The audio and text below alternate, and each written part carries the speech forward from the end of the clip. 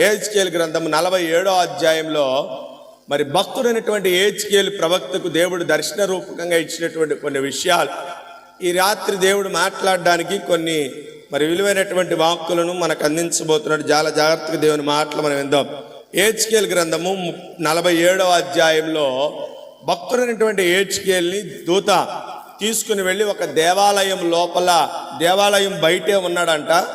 దేవాలయపు లోపలికి దేవుని దూత వెళ్ళి ఇదిగో దేవాలయపు యొక్క విధానాన్ని అంతటి చూపిస్తూ ఆ దేవాలయం లోపట నుండి వచ్చేటువంటి నదిని, ఆ బలిపీఠం కింద నుంచి వచ్చేటువంటి నది, ఆ బలిపీఠం కింద నుండి వస్తూ ఆ దేవాలయపు గుమ్మము గుండా నది ప్రవహిస్తుందంట.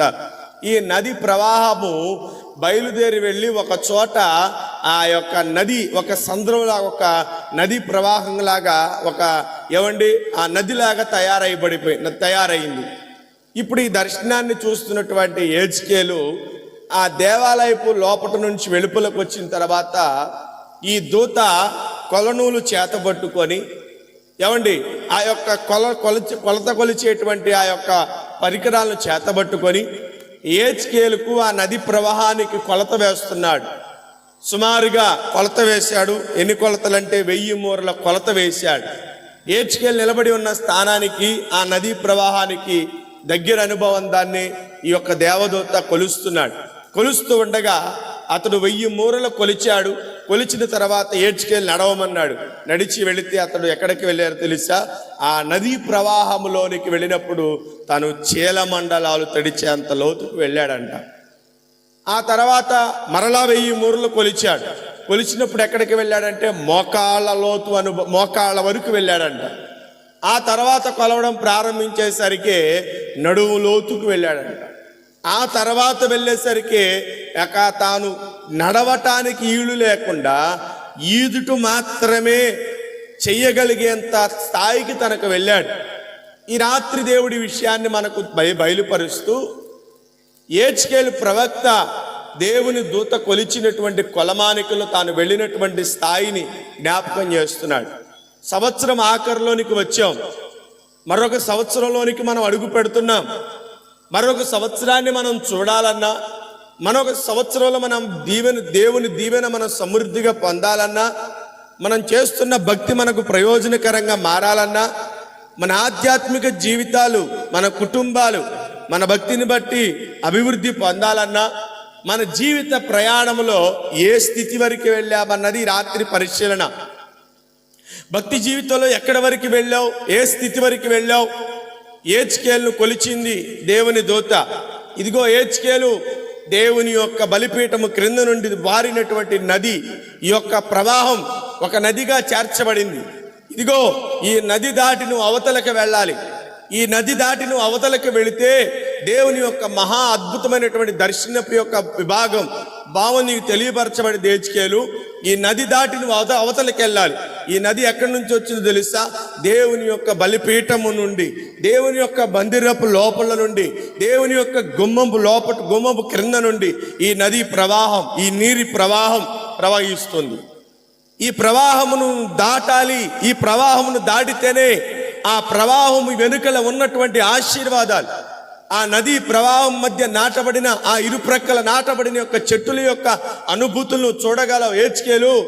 ఆ నదీ ప్రవాహం దాటినటువంటి, ఆ నిలిచినటువంటి చోటు, నాటబడిన ఒక్కొక్క మొక్క ఎంత ఆశీర్వాదకరముగా, ఎంత దీవెనకరంగా, ఎంత ఫలవంతంగా, ఎంత సమృద్ధిగా, ఎంత శ్రేష్టమైనటువంటి విధానములో ఉందో నీకు తెలియపరచబడాలంటే ఈ నదిని దాటు అన్నాడు దేవుని దూత.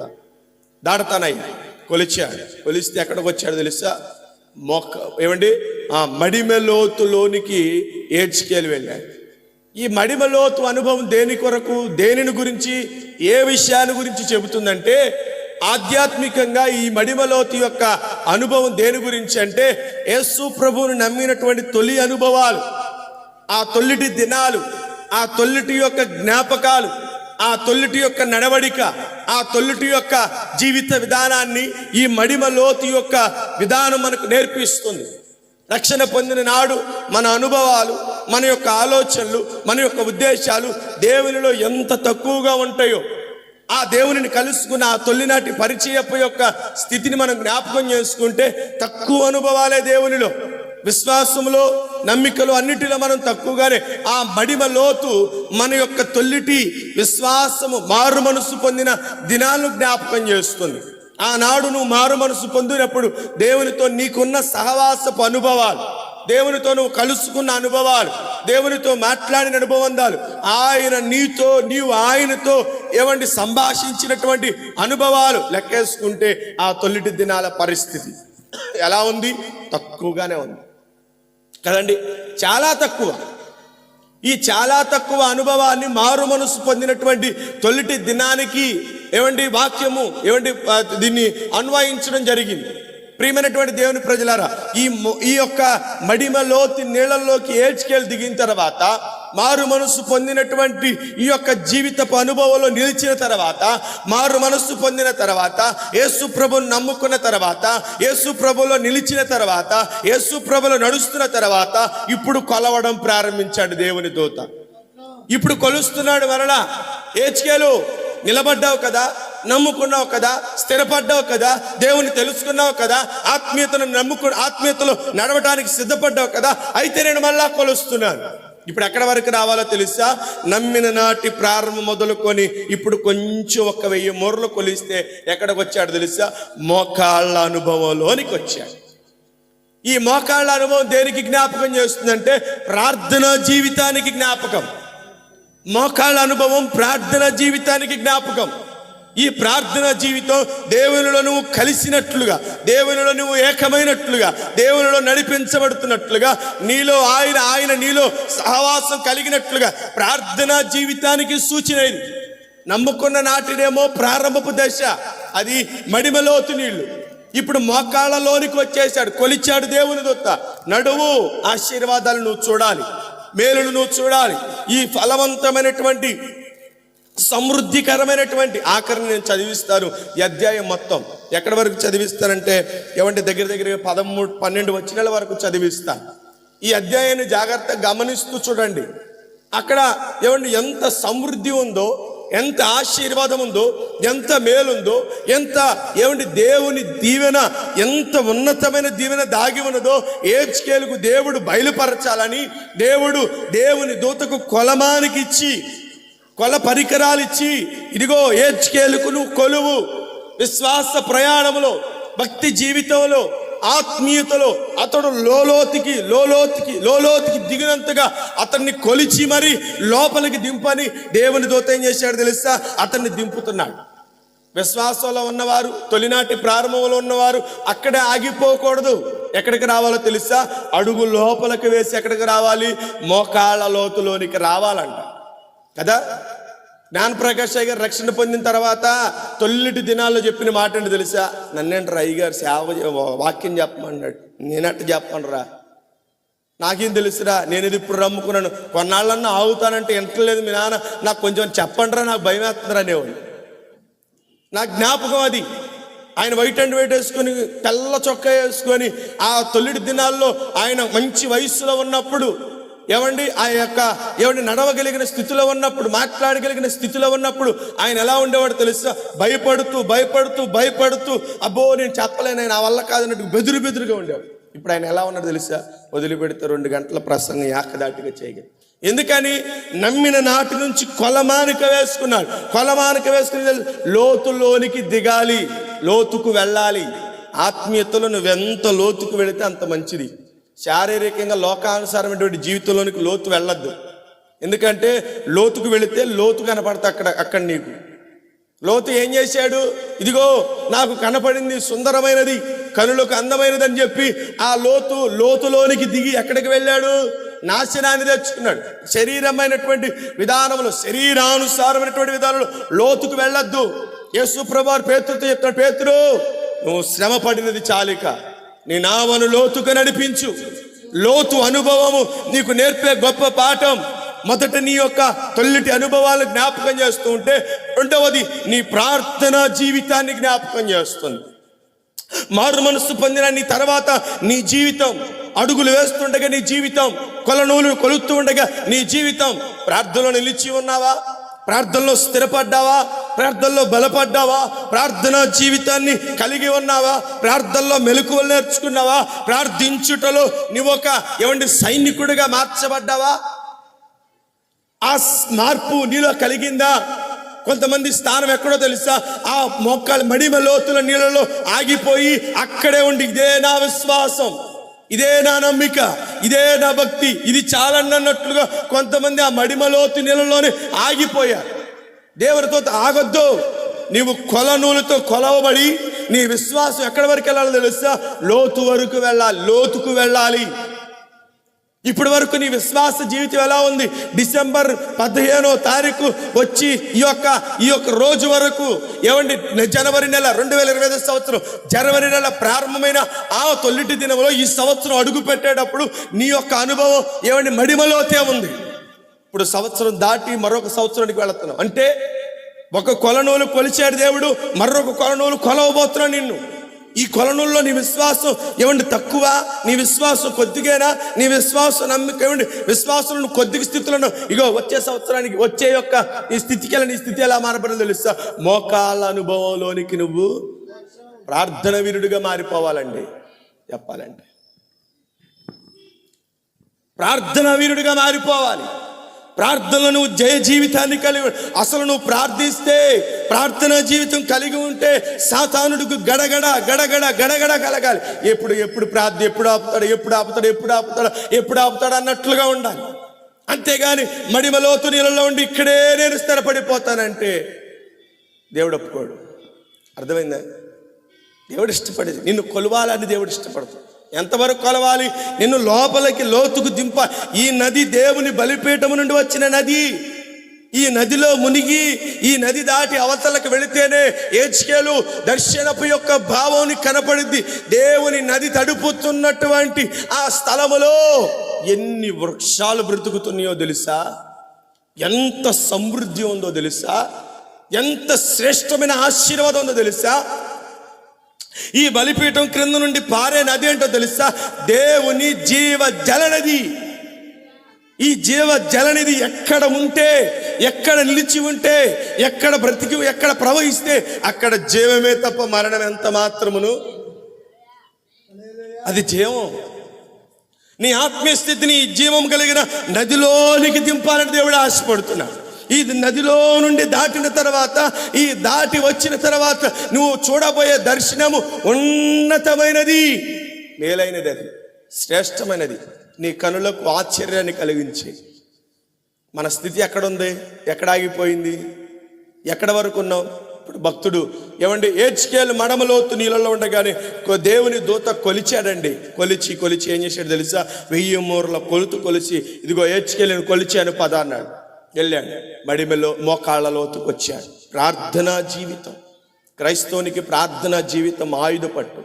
భక్తులు అన్నారు, మోకాళ్ళు నల్లబడితేనంట మొహం తెల్లబడింది. నీ మొహం మెరవాలంటే ఏం చేయాలి తెలుసా? మోకాళ్ళు నల్లబడాలని చెప్పి నల్ల రంగు వేసుకోకూడదు. నల్ల రంగు వేసుకుంటే మోకాళ్ళు నల్లబడవు. ఈ రంగు కలకాలం ఉండేది కాదు, ఎప్పుడొకప్పుడు ఈ రంగు పోయిద్ది. ఈ రంగు ఎలాంటిదో తెలుసా? మోకాళ్ళ యొక్క అనుభవం ఏంటో తెలుసా? ప్రార్థనా జీవితం. ప్రార్థనలో నువ్వు నలిగితే, నీ మోకాళ్ళు నలిగితే, నీ యొక్క మోకాళ్ళు వంగితే, ప్రార్థన చేసినప్పుడు నువ్వు మోకాళ్ళు వంచితే ఎలా ఉంటుందో తెలుసా? నువ్వు ఏది తలపెట్టిన నీ కార్యములు సఫలమవుతాయండి.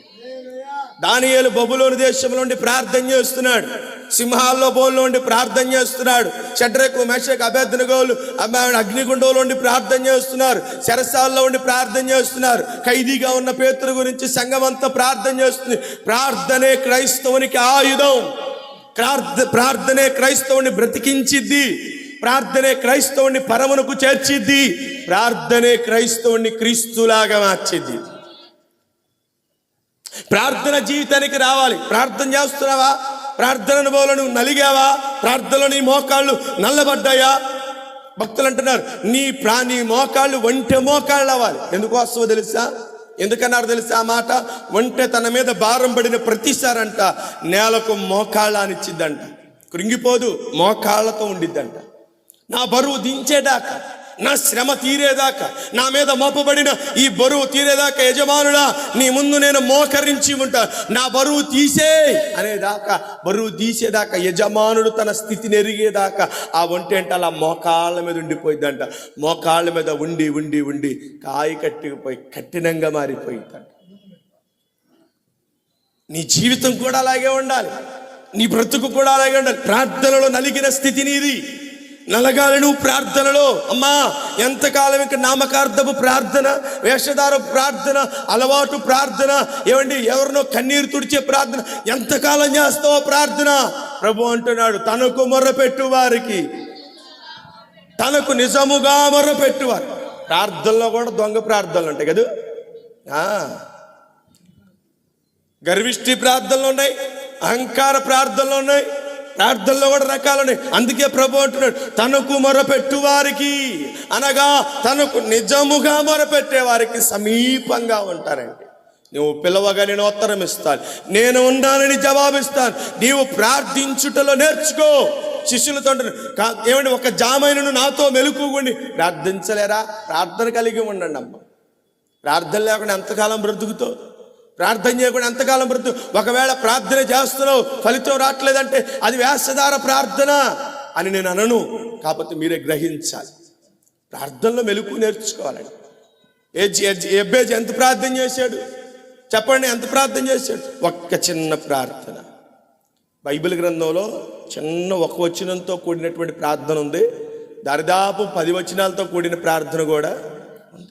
రాత్రంతా పెనుగులాడిన ప్రార్థన, ఒక్క నిమిషం చేసిన ప్రార్థన, ఏమంటే దేవునితో ముఖాముఖిగా ఇలా దేవునితో సంభాషించే ప్రార్థనే క్రైస్తవునికి ఆయుధం. నువ్వు ప్రార్థనలో మోకరిస్తే పరలోకపు తాళాలు ఏమవుతుంది తెలుసా? తెరవబడతాయి. నువ్వు భూమి మీద మోకరించి మోకాలు భూమికి ఆనిస్తే పరలోకంలో తలుపులు ద్వారాలు తెరవబడతాయి అంట. దేవుడు అంట భూమికి ఆకాశానికి నిచ్చెన వేస్తాడంట. ఇదిగో నా కుమార్తె నా కుమారుడు ప్రార్థన చేస్తున్నారు, అవసరత నిమిత్తం నేను ఏం చేస్తున్నాను తెలుసా? నా సైన్యాన్ని పంపిస్తున్నాను. అదా ఒక గొప్ప దైవజనుడు, ఆయన స్వార్థకుడు, ఆయన పేరు సరిగ్గా గుర్తు రావట్లేదు ఇప్పుడు. ఏమండి, ఆయనంట స్వార్థ ప్రకటన చేస్తూ ఏమండి ఆయన అడవి ప్రాంతానికి వెళ్ళిపోయాడంట, దారి తప్పిపోయాడంట. ఆయన దారి తప్పి వెళ్ళిపోతే ఆ అడవి ప్రాంతంలో ఇక ఎటు పోక రాత్రిపూట చీకటి అయిపోయి ఏమండి ఆ భయంకరమైనటువంటి స్థితిలో తాను ఉన్నప్పుడు ఒకటే ప్రార్థన. అతనంట తన చుట్టూరు గిరిగీసుకొని ఆ గిరిలో నుంచి దేవుడితో ఒకటే ప్రార్థన, దేవా నన్ను బ్రతికిస్తే, నేను గనక ఏ క్రూర మృగాన్ని నోటికి నేను చిక్కకుండా, ఏ క్రూర జంతువుకు నేను చిక్కకుండా నా ప్రాణాన్ని కాపాడితే రేపటి దినాన్ని నేను స్వార్థ మరెక్కువగా ప్రకటిస్తాను ప్రభు అని చిన్న ప్రార్థన చేసుకుని పడుకున్నాడంట. తెల్లవారైంది, లేచి చూశాడంట. ఆ గిరి గీసినంత వరకు అనేక రకమైనటువంటి జంతువుల యొక్క పాదముద్రలు ఆ గిరి అవతలంతా కనపడ్డాయంట. ఆ గిరి అవతలంతా ఏమండి సింహం ముద్రలు కనపడుతున్నాయి, ఎలుగుబంటి ముద్రలు కనపడుతున్నాయి, ఏమండి పాము జాడ కనపడుతుంది, అనేకమైన క్రూర జంతువులు, విష సర్పాలు, హానికరమైనవి అన్ని ఆ గిరి అవతలే కనపడుతున్నాయి. కానీ గిరి లోపలకు ఒక్కటి రాలేదంట. తెల్లవారు లేచి దైవజనుడు లేచి నిలబడి దేవుణ్ణి స్తుతిస్తూ తన ప్రయాణం కొనసాగించాడు. నువ్వు ప్రార్థనలో నిలబడితే నీ దేవుడు ఏం చేస్తాడు తెలుసా? నీ కొర్రకు శత్రువులను కూడా అని చేస్తాడు. ప్రార్థన జీవితం. ఇప్పుడు ఈ ప్రార్థన జీవితం నుంచి మోకాళ్ళ అనుభవం నుంచి మరలా ఏం చేశాడు? కొలిచాడు. అందరు మెలుకున్నారా? దేవునికి స్తోత్రం. అర్థమవుతుంది చెప్పమంటారా ఆపేమంటారా? దేవునికి స్తోత్రం. 1000 మూరలు కొలిచాడు. ఎక్కడున్నప్పుడు 1000 మూరలు కొలిచాడు? మోకాళ్ళ అనుభవంలో ఉన్నప్పుడు 1000 మూరలు కొలిసి ఏజ్కేలు నడు ముందుకు వెళ్ళి అన్నాడు. ఇప్పుడు ఎక్కడికి వచ్చేసాడు తెలుసా? మొలలోతుకు వచ్చేసాడు. మడిమ లోతు నుంచి మోకాళ్ళ లోతుకు వచ్చాడు, మోకాళ్ళ లోతు నుంచి నడిమి లోతుకు వచ్చాడు. అంటే నడుము మొల అంటే నడుము కదా, నడిమి లోతుకు వచ్చాడు. ఈ నడిమి లోతు దేనికి సాదృశ్యం తెలుసా? వాక్యానుభవమునకి సాధి. ఆ తొల్లిటి దినాలు మొదలుకొని నీ జీవితం ఒక్కొక్కటి లోతుకు వెళ్ళాలండి. నీ జీవితం ప్రారంభమైనటువంటి దశలోనే ఉండిపోకూడదు. ఆ దశలోనే నువ్వు ఆగిపోకూడదు. కొద్ది కొద్దిగా దేవుడు కొలత వేసి పిలుస్తాడు. రా, నీ విశ్వాసంలో ఇప్పటికే నువ్వు ముందుకు వెళ్లాల్సినప్పుడు ఆగిపోయావు, ప్రార్థనలో ముందుకు వెళ్లాల్సినప్పుడు ఆగిపోయావు, వాక్యదానంలో ముందుకు వెళ్లాల్సినప్పుడు ఆగిపోయావు. ముందుకు నడువు, నిన్ను కొలిచాను అని దేవుడు కొలుస్తూ నిన్ను పిలుస్తున్నాడు. ఇదిగో దేవుని బలిపీఠము నుండి పారు నదిలోనికి నీవు దిగితే నీవు ఆశీర్వాదాన్ని పొందుతావు, మేలును పొందుతావు, ఫలవంతమైన జీవితాన్ని పొందుతావు. కాపు మానదంట, నెల నెల కాపు ఇచ్చిద్దంట ఆ చెట్టు. అసలు కాపు రాలదంట, నెల నెల కాపు. ఏ చెట్టు అయినా, ఏ సహజ చెట్టు అయినా సరే నెల నెల కాపు ఇవ్వదు. ఋతువును బట్టి కాపిచ్చే చెట్లు ఉన్నాయి కానీ నెల నెల కాపిచ్చే చెట్లు అస్సలు లేవు కదండి. కొన్ని కాయలు ఋతువులు బట్టి వస్తాయి.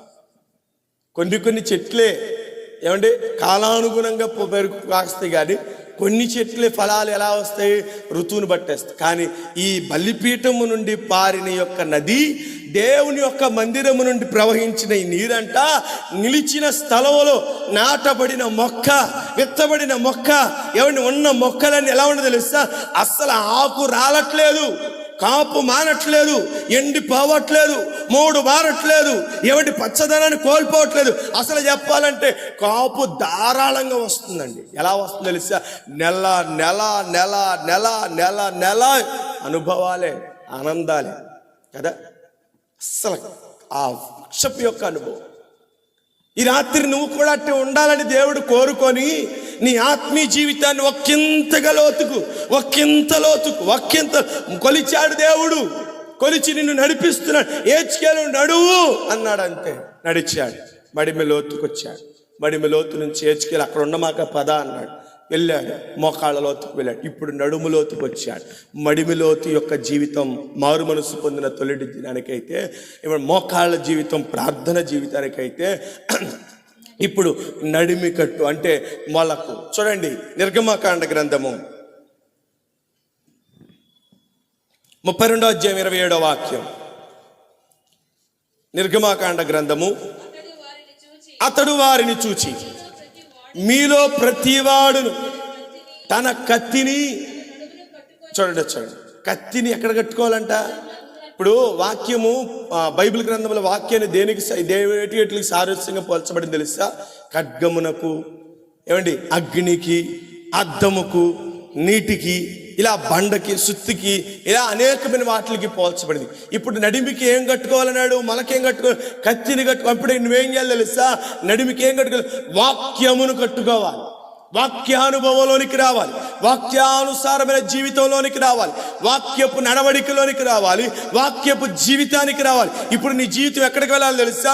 మొదట తొలిటి దినం నుంచి ప్రారంభమయ్యి మడిమ లోతు యొక్క ఏమంటే మోకాళ్ళ లోతు ప్రార్థన జీవితం, ఆ తర్వాత వాక్యానుభవం కలిగినటువంటి జీవితానికి నువ్వు రావాలి. కొంతమంది ఎలా ఉంటారు? ఎన్ని సంవత్సరాలన్నా విన్ని, ఎన్ని మాటలన్నా విని, ఈరోజు చెప్పింది రెండో రోజు జ్ఞాపకం ఉండదు కదండి. ఈరోజు చెప్పింది రెండో రోజు జ్ఞాపకం ఉండదు. ఈరోజు చెప్పింది మరొక రోజు అడిగితే జ్ఞాపకం ఉండదు. వాక్యపు అనుభవంలో, వాక్యపు జీవితంలో, వాక్యపు యొక్క విధానంలోనికి నువ్వు దిగు ఏజ్కేలు నువ్వు రా.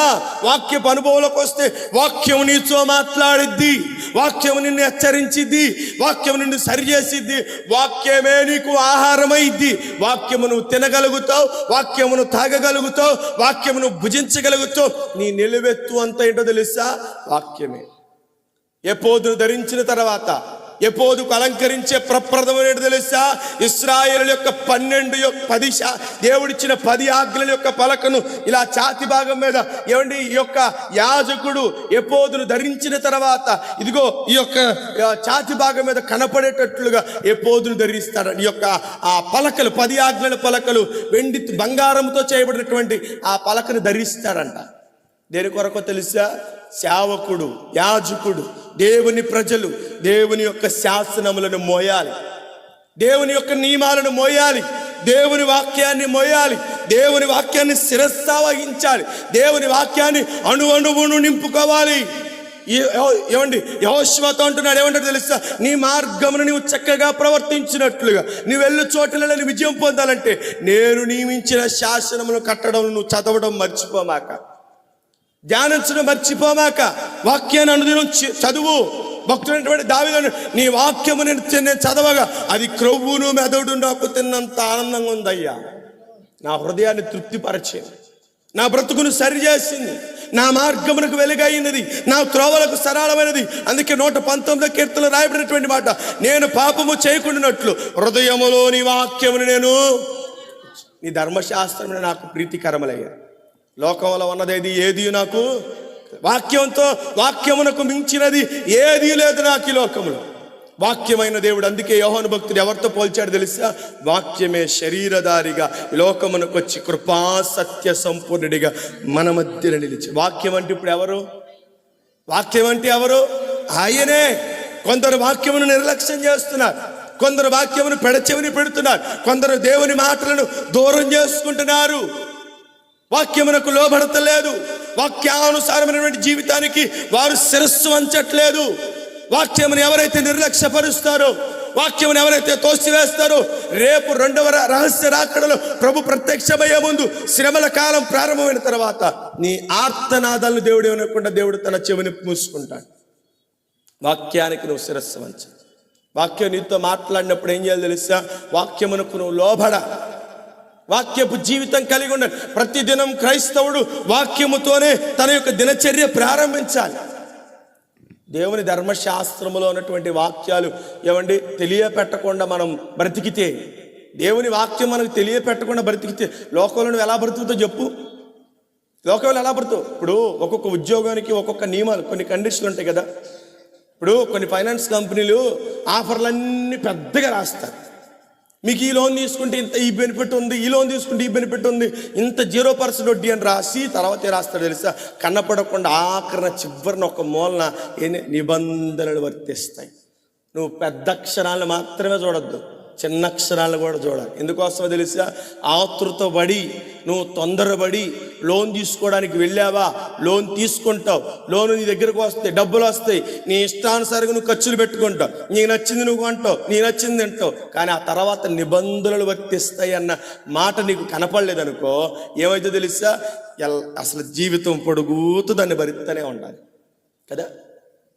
ఇస్తనాళ్లే అని మనం తీసుకుంటే ఏమైంది చెప్పండి? జీవితం మన తరం, మన పిల్లల తరం కట్టినా కూడా కొన్ని అప్పులు తీరకుండా అట్టగే ఉండిపోతాయి కదా.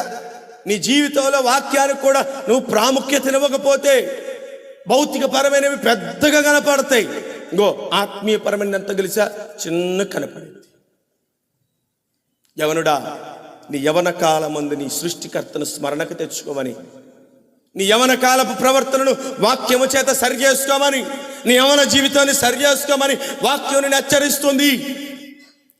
సొగసైన కిరీటము ఏమండి వృద్ధులకి ఏంటో తెలుసా? తెల్ల నెరిసిన వారికి సొగసైన కిరీటం అది.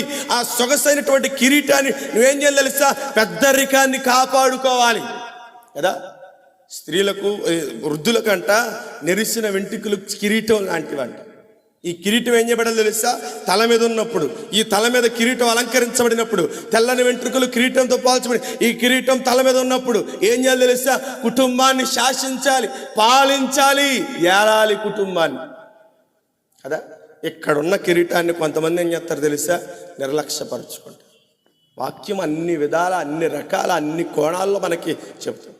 మంచిది, సమయం అయిపోయింది, ముందుకు వెళ్తున్నాను. ఇప్పుడు ఎక్కడి వరకు ఉన్నాం? నడుములోతుకున్నాం. ఇప్పుడు ఆఖరి అనుభవం ఎక్కడికి వచ్చాడు తెలుసా? చదవండి, ఇప్పుడు చదవండి. యెహెజ్కేలు గ్రంథం 47వ అధ్యాయం 5వ వచనం చదవండి అమ్మా. ఇప్పుడు చదివిన వాళ్ళు విగ్రహం చదవండి, చదవండి. 1000 మూరలు కలవగా నీళ్లు మిక్కిలి లోతై నేను దాటలేనంత నది కనబడెను, దాట వీలు లేకుండా. ఏంటమ్మా? దాట వీలు లేకుండా ఏదవలసినంత నీరు కలదాయి. చూడండి, ఇప్పుడు భక్తుడు ఎక్కడికి వచ్చేసాడు తెలుసా? ఇప్పుడు తాను నుంచున్నప్పుడంట, నడిమి లోతులో నుంచున్నప్పుడంట దేవుని దూత కొలిచిన తర్వాత ఎక్కడికి వెళ్ళాడు తెలుసా?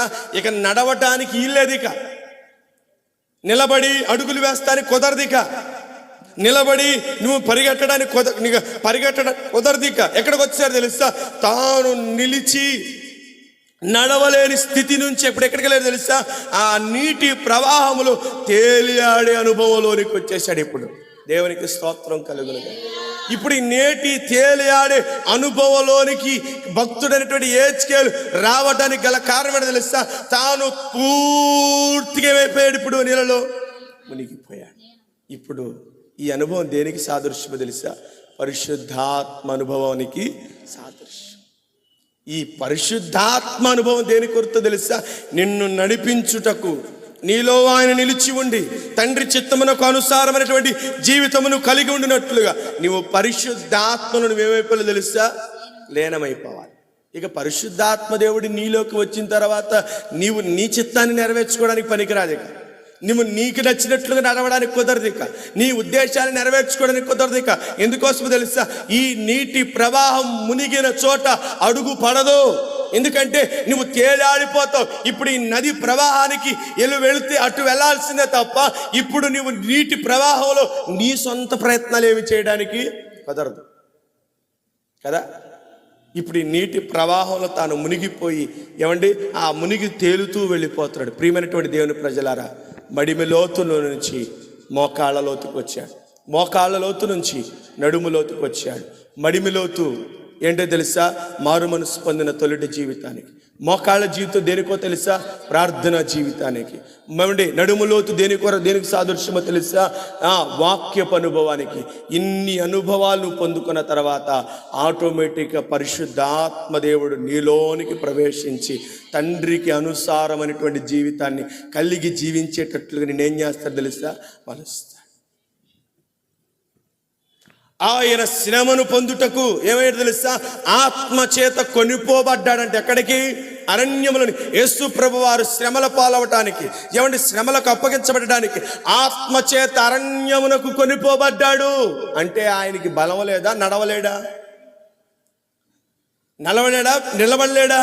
ఇప్పుడు ఆత్మ కొనిపోవడానికి గల కారణం తెలుసు. ఇదిగో తండ్రి చిత్తంలో మొట్టమొదటిది నువ్వు శ్రమల పాలవాలి, నలిగిపోవాలి, దీనుడు అయిపోవాలి. అలా ఉంటేనే ఈ లోక యొక్క ఇచ్చలన్నిటిని నీలో చంపుకుంటేనే, ఈ లోక కోరికలను నువ్వు చంపుకుంటేనే, భూమి మీద జరుగు ప్రతిదాన్ని నువ్వు జయిస్తేనే నువ్వు దేవుని చిత్తమును నెరవేర్చగలవు. ఇదిగో దేవుని చిత్తము నెరవేర్చబడాలంటే నీ చిత్తమును నాకు అప్పగించుకోమని పరిశుద్ధాత్మ దేవుడు ఏం చేశాడు తెలుసా? కుమారుడైన క్రీస్తుని ఆయన తోడుకొని వెళ్ళిపోయాడండి. ఎక్కడికి వెళ్ళాడు? అరణ్యంలోనికి తీసుకువెళ్ళాడు. శ్రమకు అప్పగించాడు. శ్రమకు అప్పగించి అక్కడ ఏం చేశాడు తెలుసా? కుమారుడు పరీక్ష పొందిన తర్వాత, ఆయన జయ జీవితమును తెలుసుకున్న తర్వాత ఆ ఆత్మ మరల ఆయన తీసుకుని వచ్చి ఆయన నిలవవలసిన చోట ఆయన నిలిపింది. నీ జీవితంలో కూడా పరిశుద్ధాత్మ దేవుడు నీలో ఉంటే నువ్వు నడవవలసిన మార్గం, నువ్వు చేయవలసిన పని, నువ్వు జరిగించవలసిన కార్యక్రమం పరిశుద్ధాత్మ దేవుడే నీలో ఉండి జరిగిస్తాడు. అపోస్తులతో చెప్తున్నాడు, మీరు ఎంతవరకు ఆకాశం వైపు తేరు చూస్తాడు, వెళ్ళిన ఆయనే మరలా తిరిగి వస్తానని చెప్పాడు. మీరు వెళ్ళండి, మీరు వెళ్ళి మీరు జరిగించబో కార్యముల కొరకు కనిపెట్టుడని దేవుని ఆకాశం నుండి ఆకాశవాణి పలకగా వారు వెళ్ళిపోయి ఎక్కడున్నారు తెలుసా? మేడ గదిలో వారు నిలిచి ఉన్నారు. పరిశుద్ధాత్మ వారి మీదకి దిగినాగా ఎవరు ఎచ్చటికి వెళ్ళాలో, ఎక్కడికి వెళ్ళాలో, ఎక్కడ ఏమి పని చేయాలో, ఎవరెంత శ్రమకు అప్పగించబడాలో పరిశుద్ధాత్మ దేవుడే ఆ రోజు వారిని నింపాడు. అంతే. ఆ గది ఏమైపోయిందో తెలుసా? వారు కూడి ఉన్న గది నిండిపోయింది. ఇక వారు స్వశక్తితో ఏమి నడవలేదు. పేతురు పిరికోడు ధనం కోసం యేసు ప్రభు మరణమైనప్పుడు, మరణానికి అప్పగించబడేటప్పుడు నేను ఆయన్ని వాడని కానీ అబద్ధమాడాడు, బొంకాడు. సిలువ శ్రమప్పుడు లేడు పేతురు. సిలువ శ్రమప్పుడు లేడు. సిలువ శ్రమలు అయిపోయిన తర్వాత ఆయన ఎక్కడికి వెళ్ళాడు తెలుసా? సముద్రంలో ఆయన పడవ ప్రయాణం చేస్తూ మరల తన జీవనోపాధికి వెళ్ళాడు. కానీ పేతురు మేడగది అనుభవాలు పరిశుద్ధాత్మను పొందుకున్న తర్వాత ఎక్కడికి వెళ్ళాడు తెలుసా? తాను నేరుగా తండ్రి చిత్తంను నెరవేర్చడానికి ఎక్కడికైతే తాను పంపబడవలసింది అక్కడికి వెళ్ళాడు. నీలో పరిశుద్ధాత్మది ఉండాలి. ఆ లోతైన అనుభవానికి నువ్వు రావాలి, ఆ లోతుల్లోనికి నువ్వు రావాలి. అలా లోతులకు వచ్చిన నాడే నీ ఆత్మీయ జీవితం, నీ యొక్క జీవితము ఫలవంతమైనటువంటి, సమృద్ధి కలిగినటువంటి ఆశీర్వాదానికి. ఇప్పుడు చదవండి 5వ వచనం కాడ నుంచి మిగతా వచనాలన్నీ. లోతై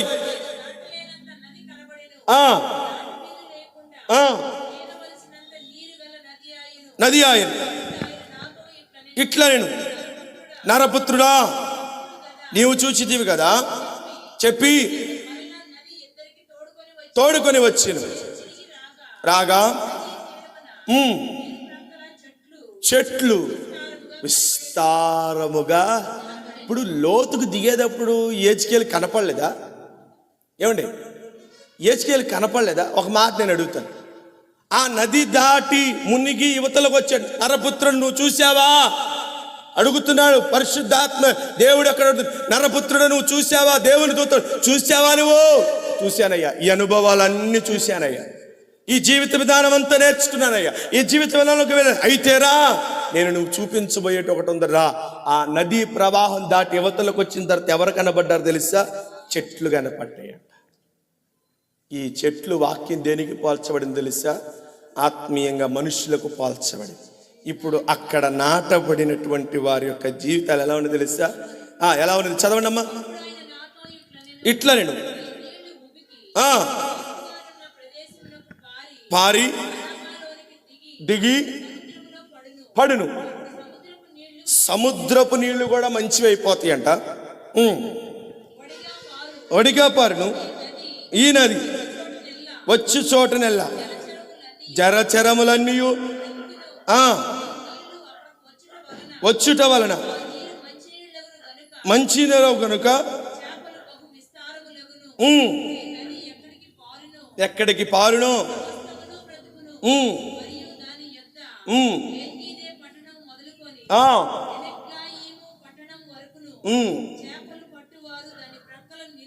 నిలిచి వలలు వేయుదురు. మహాసముద్రములో ఉన్నట్లు సకల జాతి చేపలు. చూడండి, సకల జాతి ఎక్కడున్నట్లంట? ఒక మహాసముద్రములో ఉన్నంత సంపద ఒక నదిలో ఉందంట. ఈ నది ఎక్కడదే?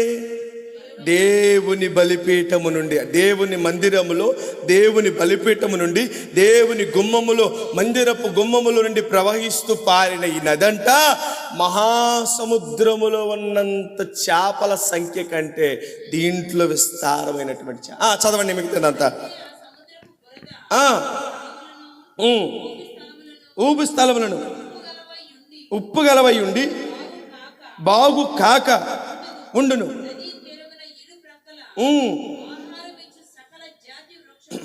పెరుగును వాటి ఆకులు వాడిపో. అండర్లైన్ చేసుకుంటే అండర్లైన్ చేసుకుని, ఎందుకంటే ఈ దినం ఎప్పుడో వాక్యం ఈ వాక్యం అన్నారు దైవ సేవకులు చెప్పింది కాబట్టి. ఏమండి, అండర్లైన్ చేసుకుని ఏముందో తెలుసు చదవండి. వాడిపోవు, ఎప్పటికి రాలవు ఈ నది నీరు పరిశుద్ధ స్థలములో నుండి పారుచున్నది గనుక ఆ చెట్లు నెల నెల కాయును. వాటి పండ్లు ఆహారమునకును వాటి ఆకులు ఔషధమునకును ఉపయోగపడతాయి. ఏది నిరపమానముగా, ఏది వేస్ట్గా, ఏది తీసి పారేసేటట్లుగా, ఏది కూడా పనికిరానట్లుగా అస్సలు ఉండనే ఉండదు. అక్కడ పెరుగు ప్రతి వృక్షము అన్ని విషయాల్లో వృద్ధి పొందినదిగా ఉంటుంది. అక్కడంట వలల వేయి వారు నిలుచుని ఉంటారంట. మహాసముద్రములో దొరికినంత ఏమంటే సమృద్ధి అయినటువంటి చేపలు అక్కడండి. మహాసముద్రాలు అంట ఊబియు ఏమంటే ఉప్పు పల్లములు అక్కడ ఉండి కనపడకుండా రోతగా ఉంటాయి, కానీ ఈ నది దగ్గర అలాంటి ఏమీ ఉండవంట. ఎంత శ్రేష్టకరమైన ఆశీర్వాదం! ఈ ఆశీర్వాదం నీ మీద, నీ కుటుంబం మీద నిలుచును గాక. దేవుడు ఈ నదీ ప్రవాహాన్ని మీ కుటుంబంలోనికి నడిపించును గాక, మీ యొక్క జీవితంలోనికి నడిపించును గాక, మీ ఆత్మీయ జీవితంలోనికి నడిపించును గాక. మీ పిల్లలు, మీ యొక్క కుటుంబం అంతా ఆ యొక్క నదీ ప్రవాహం మధ్యన నాటబడిన చెట్లు వలె ఫలవంతముగా, సమృద్ధిగా, శ్రేష్టముగా, నిరుపమానమయోగం కానటువంటి జీవితము జీవించినట్లుగా దేవుడు చేయునుగాక. అలా రీతిగా ఆశీర్వదించునుగాక. రాబో మాసం రాబో సంవత్సరం అంతా దేవుడు అంతకంటే మెండైనటువంటి రీతిగా నడిపించునుగాక. కోల్పోయిన ఆశీర్వాదము కంటే మించిన ఆశీర్వాదం ఈ మధ్యన దేవుడు జరిగించునుగాక. ఆశీర్వాదాల మధ్య నిన్ను నడిపించునుగాక. ఫలవంతమైన జీవితం నీకు దయచేయునుగాక. అలా దయచేయాలంటే కొలవబడినటువంటి విధానంలోనికి నువ్వు రావాలి. దిగినటువంటి లోతు అనుభవంలోనికి నువ్వు రావాలి. ఈ సంవత్సరపు ఆఖరిన నువ్వు ఎంతవరకు అలా ఉన్నావో లేదో, కానీ రాబో సంవత్సరం ఒక తీర్మానం చేసుకో. దేవా, నేను ఈ రీతిగా బ్రతుకుతాను. మోకాళ్ళ మడిమి లోతు నుంచి మోకాళ్ళకు వెళతాను, మోకాళ్ళ నుంచి నడిమి లోతుకి వెళతాను, నడిమి లోతు నుంచి నేను ఏదలేనంత స్థితికి వెళతానయ్యా. నన్ను, నా కుటుంబాన్ని ఆ రీతిగా ఆశీర్వదించు ప్రభు అని ప్రభు ముందు తలలో ఉంచుదాం. ప్రభు మిమ్మల్ని, మీ కుటుంబాన్ని దీవించునుగాక.